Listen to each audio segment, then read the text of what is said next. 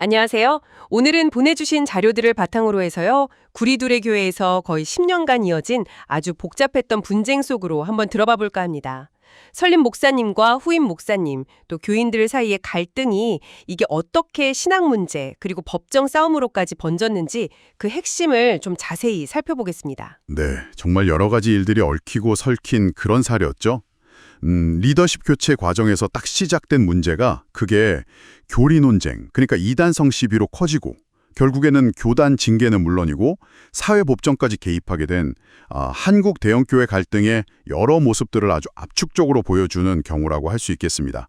보내주신 보고서랑 사건 일지, 그리고 또 당사자들 해명 자료를 토대로 해서 그 맥락하고 주요 쟁점들을 한번 파헤쳐보죠. 좋습니다.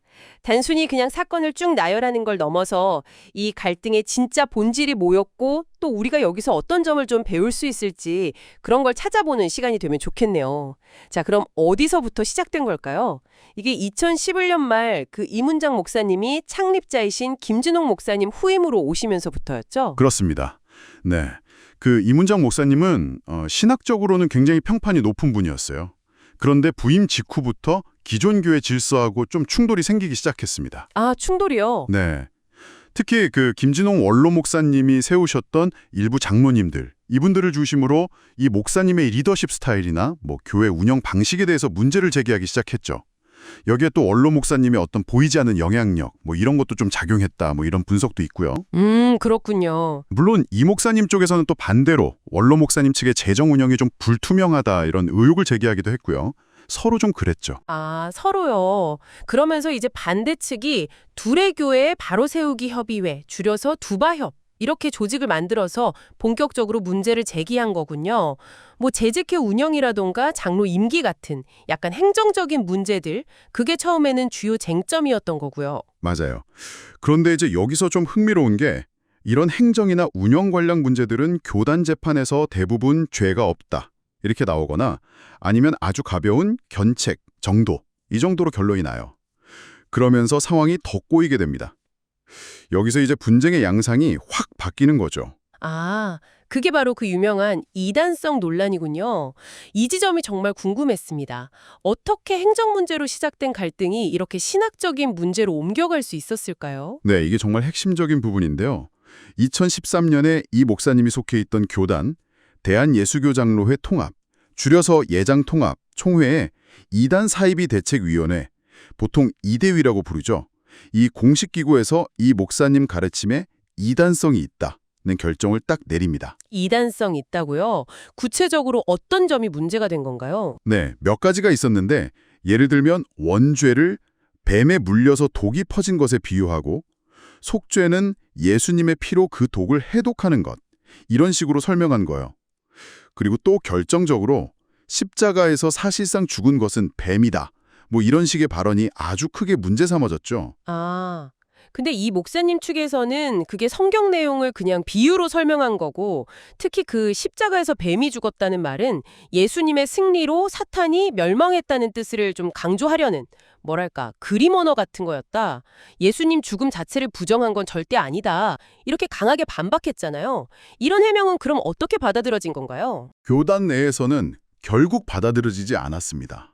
그러니까 여기서 우리가 주목해야 할 점은 처음에 제기됐던 행정 문제들이 잘 안 풀리니까 훨씬 더 강력하고 감정적인 프레임, 바로 이단성이라는 프레임이 분쟁의 중심축으로 떠올랐다는 거죠.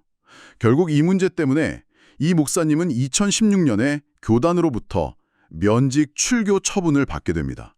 이건 목사직을 박탈하고 교회에서 아예 쫓아내는 최고 수준의 징계죠. 와, 목사로서는 정말 받을 수 있는 가장 무거운 벌인데, 그런데 이야기가 여기서 안 끝나고 법정으로 갔다는 게 또 한 번 놀라운 반전입니다. 네, 맞습니다. 이 목사님 측이 교단 징계가 부당하다면서 사회법원에 소송을 낸 거죠.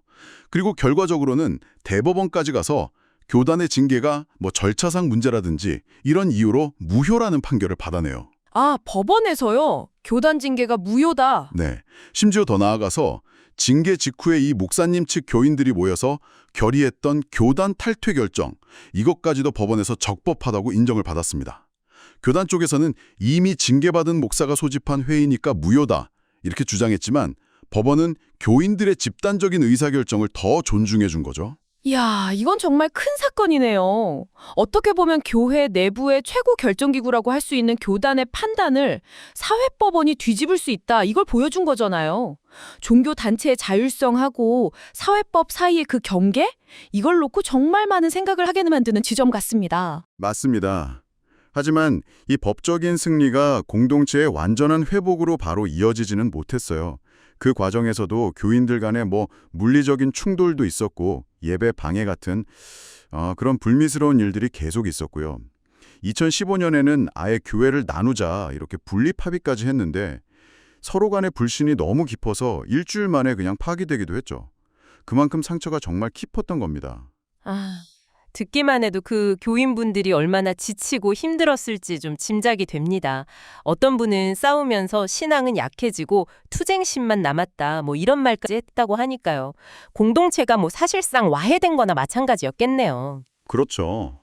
결국 2020년에 이문장 목사님하고 그분을 따르는 교인들은 예장통합교단을 떠나서 다른 교단인 예장합동 쪽으로 소속을 옮겼고요.